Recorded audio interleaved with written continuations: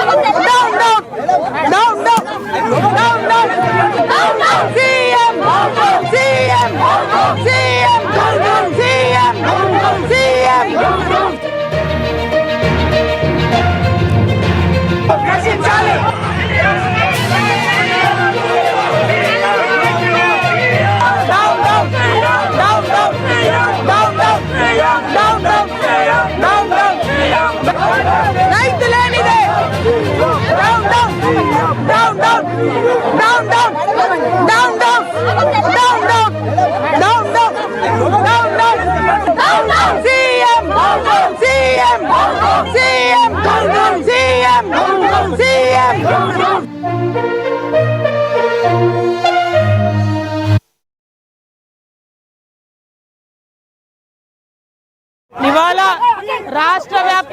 రాష్ట్ర వ్యాప్తంగా రైతులందరూ కూడా ఇబ్బంది పడుతున్న పరిస్థితి.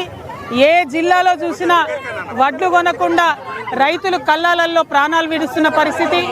కొన్నకాడ కూడా ఘోరంగా తరుగుదీసి కొనుగోలు కేంద్రాల్లో అవినీతి, కొనుగోలు కేంద్రాల్లో తరుగుదీయడం, రైస్ మిల్లర్ల దగ్గర ప్రభుత్వం కుమ్మక్కై అక్కడ కూడా తరుగుదీయడం, మొత్తం రాష్ట్ర వ్యాప్తంగా కూడా భయంకరమైన పరిస్థితి ఉంది.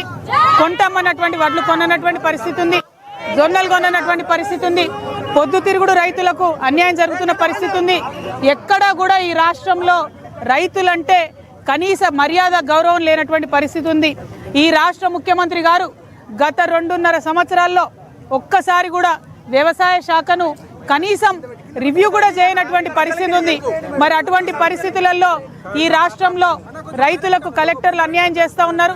ఎక్కడికక్కడ కలెక్టర్లు మౌఖికంగా ఆదేశాలు ఇచ్చారు. అదేమంటే గ్రేడ్ ఏ రైతులు వడ్లు గ్రేడ్ ఏ అయినా సరే గ్రేడ్ లెస్గా రిజిస్టర్ చేస్తున్నారు. ఏదైతే సన్న బియ్యానికి బోనస్ ఇచ్చినామని చెప్పిండ్రో వాటిని ఎగబెట్టేటటువంటి ప్రయత్నంలో భాగంగానే ఇవి చేయడం జరుగుతూ ఉంది.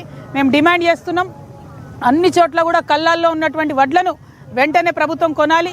అందుకే ఇవాళ సెక్రటేరియట్ ముందట డాక్టర్ బాబాసాహెబ్ అంబేద్కర్ గారి పేరు పెట్టుకున్న ఈ సెక్రటేరియట్ ముంగట తెలంగాణ వ్యాప్తంగా ఉన్న రైతుల గోస ఈ ముఖ్యమంత్రికి, ప్రభుత్వానికి తెలియాలి. కాబట్టి ఇక్కడ వడ్లు పోసి మరి వరి కంకులతోని ఇవాళ ఇక్కడ తెలంగాణ వ్యాప్తంగా ఉన్న తెలంగాణ రక్షణ సేన నాయకులు, రైతులు అందరం కలిసి, మహిళలందరం కలిసి నిరసన తెలియజేస్తూ ఉన్నాం.